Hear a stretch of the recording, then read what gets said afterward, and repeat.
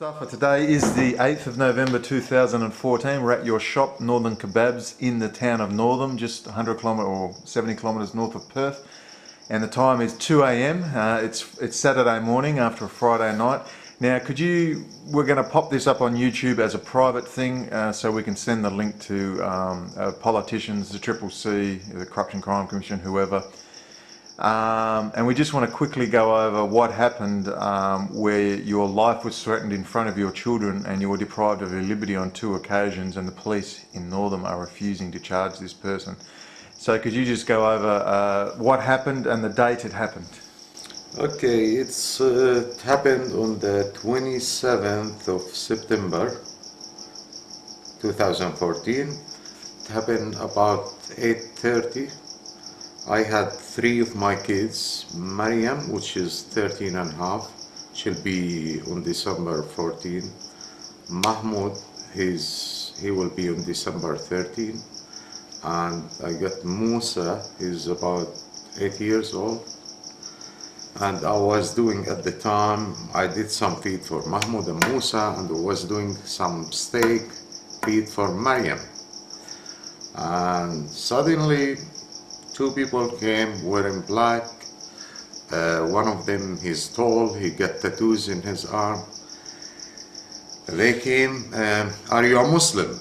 I said, yeah. So they asked you your religion? Yeah, they say, are you a Muslim? I say, yes, I'm Muslim. They said, straight away, we're gonna kill you. I said, sorry? Well, we're gonna kill you. I said, how come? They say, Well, they were very serious when they did this? yeah, they're very serious. So it wasn't a joke, they weren't joking around? No. They're actually starting even using F word and go back to your fucking country. And Alright, and at this stage, because I do know the law a little bit, I want to clarify some things. Did they know your children were there? Yeah, they see my children. So your children were right there. There was no mistaking that children were present. They were eating, 2 of them, and was right here. Steak to Miriam. So literally 10 feet away, and in full view. So they came in, knew the children were there, and deliberately, or it would appear to be deliberately. Well, first words they say it a couple of times. They say, "We're gonna kill you." Then did they say it loudly? Yeah, very loud, and then after that they starting use F word, and they go back to your fucking country, all this and that, and start swearing. I stepped outside. I said, please lower your voice down. I got my kids here, my daughter here, this, that. They start to loud them voice more. We're gonna kill you. Keep repeating, we're gonna kill you. I called my kids in Arabic. Didn't they say, we'll kill you in front of your kids, specifically? They said that, but not now. Okay, let me finish the story. Yeah. Anyway, I called my kids in Arabic language, so they do not understand. I said, go to the car now. Then my kids, they went to the car. Now, did they try to stop the children because they were standing in the doorway? They has not stopped the children, but anyway, they went to the car. I tried to go to the car. I said, I'm gonna drop my kids, come back. They stepped near the car, tried to block me from entering my car. They say, no, we're gonna kill you in front of your kids. Right. I said, let me drop my kids. So they said that plainly in front of your kids again? Yeah, I said, I promise you I'm coming back. I will come back so you can kill me. Yeah. So I said, please let me drop my kids. No, we're gonna kill you. They insist, and they keep repeating, we're gonna kill you. And at least 3 times near the car, they said, we're gonna kill you in front of you. What time of the night was this? What time? This was exactly happened, the start of it happened 8:30 at night, 8:30 p.m. Saturday night, 27th of September 2014. Good. Okay, Karen. Now, I forced myself into the car, I locked the door, then I went straight away, going very fast. I went to the police station with my kids in. I speak in hysteric situation to the police. I said, this happened, this is my kids, you can ask them. No, we didn't the kids, we'll come back to the shop. Anyway, I dropped my kids home. I come back. So you went straight to the police, then went and dropped the kids off? Yeah, I dropped the kids home, came back to the shop. So when I came back to the shop, there were 2 of them. Sorry, I forget something to mention. Now, when I went outside before to speak to the guys to lower them voice, I actually noticed that group of people down the pub at the tavern, not one, not two, just group of people, at least 6, 7 people. They all wearing black. They weren't trying Do to. you think? Were they locals, or had you seen them before? I haven't seen them before. No, I believe they're not from the area, and I believe that one of them, which is the one who hasn't been charged, I believe, big chance that whether he's Jewish or whether he got somebody behind his back that, like strong power, that he did not. Did you mention that he had a tattoo and it might have looked like a tattoo of an Uzi submachine gun? I can't remember exactly, but I'm definitely that he has tattoo in his arm. Yeah. But anyway, when I came back straight away, I noticed they at the pub. I went inside to the shop, and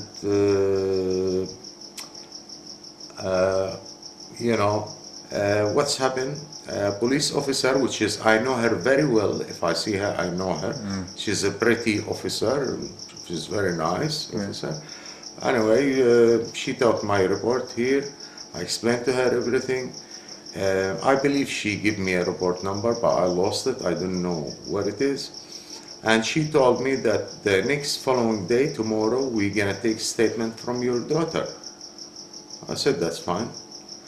And they asked me which one is the guy. I explained to them that's the guy. They went and tried to arrest him. They spoke to him first, then they tried to arrest him. He resisted the arrest. It was at least 3 officers were involving, tried to put him inside the car where he trying to, to stop them. And at least at that area came about 6 officers with 3 cars, 3 police cars. They came at the incident. Now the strange thing, which is I believe is very, very strange, next following day, same police officer who took the guy, arrest the guy, one of them, he mentioned that he gonna be charged 3 serious charges.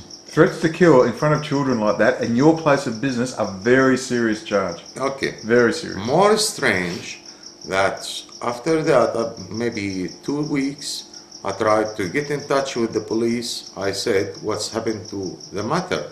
On the 27th, reception guy, he checked and he said to me, nothing. There is nothing happened on the 27th. I said, no, please check again. There is something happened. By the way, I've been recording for them because I felt something is going on wrong here.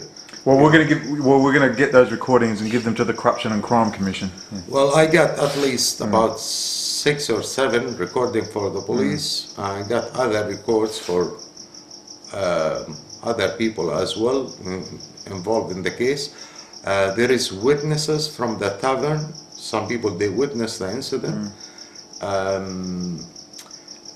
I got too many answers from different police. Some they say that there is a case, and some they say there is no case. And they did not involve me in anything until now. It's been more than a month. It's since 27 September, and today is 8th of November. You took in more than 1 month. I don't have nothing. I don't know what's happening. I mean, I don't like to harm people, but they are serious criminals, and they shouldn't be behind bars. I find it very interesting that he was so cocky and so confident, and even when the police came, he didn't try to get away, he didn't leave. Well, I believe the way he been he was very confident. Arrest, he got somebody behind his back. He were acting as he... Also, here in Northam, there's a large settlement of Polish Jews after the Second World War settled here. And you'll notice a lot of Bareks and different Polish names here. Wheatbelt Detective Bareks, I think her name is here. It might just be, they might be part of the Polish community here and the Polish community from Perth. Of course, a lot of Jews amongst the Polish community. That's my theory personally. I know the communities here very, very well. I used to know quite a few of the Orthodox Jewish community, Polish. So that's my theory, Mustafa. Because the cockiness, the fact that they were so confident, they must know someone. Yeah, and more about all this, they there is double standard in the law. To say it's a double standard is an understatement. If someone had gone to a member of the Jewish community in his bagel shop and done, a Muslim had done this, or just say anyone, an Australian, just an Aussie, and done, are you a Jew? And the guy said yes, and then threatened in front of his kids. I mean, it would be on front page news, probably national, perhaps even international. It's corruption. Corruption, double standard law. Yeah, let's call it what what it is. So now we're going to pass, I'm going to quickly whack this on a disc. I want you to give it to, we're going to put it online, and we're also going to put it on disc and give it to your And member of parliament. I want to say just one last word. Clearly, I'm not happy in this country. There's too much discrimination. I can't see a future for my kids. I have 5 kids, and I can't see a future for them when them rights is being taken away. When somebody tried to attack me and attack my family, and the law hiding. Well, you've had a bad run because you were stabbed about, what, 15 years ago? Bad stab in the arm. Stabbed and In bad infection. oh, this is beautiful, man. Yeah. I've been stabbed with knife, criminals. At work, you're at work. At work, and they attack A robbery, me, yeah. stabbed by knife, and they catch the attacker. They catch both attackers. One, they let him go free, and the other one, they charge him $800, and he walks smiling from the court. And most people won't $800. believe it. And They won't believe it. my wage, But it's WA. my wage was at the time $840 at the week. So he being charged, somebody trying to kill somebody, he hit him with a knife. That's my arm. I can That's see a the knife. scars, yeah. Very That's bad. a knife hit. Okay. And it got a bad infection. Bad 3 times infection. One in St. John of God, one in Fremantle Hospital, one in Rockingham Hospital. What law? What I Well, there's expect from obviously a pattern, Mustafa, because what happened when 4 members of a racist neo-Nazi terrorist gang called Combat 18 in March of 2010 fired 3 high-powered rifle rounds through the roof, and one of them actually went through the upper level at head height of the Suleiman Mosque in Queen's Park, and received an 7-month suspended sentence. Let me tell you. What does it tell you? There's a pattern which clearly says if WA needs to be honest, if you don't want Muslims here, just say it, be honest. Well, the problem is not somebody attacking you in the face. It's the problem somebody stabbing you in the back, smiling Yeah. in your face and give you this I stab. wonder if the police are doing this. I This- seriously wonder whether the police are organising this stuff. My friend Brandon, this government is being discriminating against me and my family as youngest of 5 years since 1997. Since 1997, I've been facing discrimination in all levels of, life. So I had enough, and I faced a lot of stress through those years. And this government is responsible of whatever happened, in the past and whatever will happen in the future. Well, And look, Mustafa, I still believe that our life is not secure. The government cannot protect us. Nothing can protect us. The life, I believe, Well, you could my life convert to Judaism. or any Maybe they'll protect you. any Muslim's life in this country is worth nothing. Yeah, It's pretty worth much. 0.0. They don't care if somebody killed them or whatever. Yeah, I just wish the Middle East would stop buying Australian wheat and stop buying Australian meat, because quite clearly there's a problem. And the Muslim communities around the world, Indonesia, Malaysia, Middle East, Iran, Saudi Arabia, all these countries, Dubai, you need to understand that the state of Western Australia in particular is clearly got a major problem, and at the very least Muslims should stop buying anything from the state of Western They are Australia. corrupted, man, and good luck for them, because I'm leaving this country. I'm not gonna stay here. I cannot see. I wish you wouldn't go, Mustafa. Stay and fight. I love to fight, but the problem is they're not worth it. They don't value me as a human. I don't value them as a government as well. Yeah. I don't like to live here. I love the country, but I hate the government. The government did harm to my family from long time, from 1997 until now. And you're not the only one. And as you know, Mustafa, in my case, Brendan Lee O'Connell, where I was jailed for 3 years, I mean, I called Stanley Elliott Keyser a racist Jew with a religion of racism, hate, homicide and ethnic cleansing, which is all true. And I received a year's jail. 1 year's jail for that, and then 2 years for other comments I made on a blog, which were just blah comments you could read anywhere. So 3 years jail for upsetting Jews' feelings. Upset a Jew's feelings, 3 years jail. Come and threaten a Muslim man and his family with death, and you don't even get charged. I forget to tell you, my daughter, she were terrified. She cried crying, in the car when it's happened. She were at the same night. 5 times she come to my bedroom. She want to make sure I'm in the bedroom. There's something very wrong with this case that the police think you're just going to walk away from it. There's something wrong with them. There's something wrong in their heads. It's not something, I mean, it's all wrong. Well, hopefully we can catch up with the Muslim community and start having meetings and start asking the government that it needs to... I don't think you'll get from them. Well, we'll see what happens. Because they are corrupted. I tell you what, a lot of Lebanese in Sydney knew nothing about the shooting up of this mosque. And when I told a couple of them when I went over, they were furious. Well, maybe in Sydney, but there is some corruption in the Muslim community as well in here. I'm sorry, but this is a reality. Well, let's see. I don't care to face who, but what I'm saying is reality. They've told me they're scared. Each one individual. They've told me they're scared.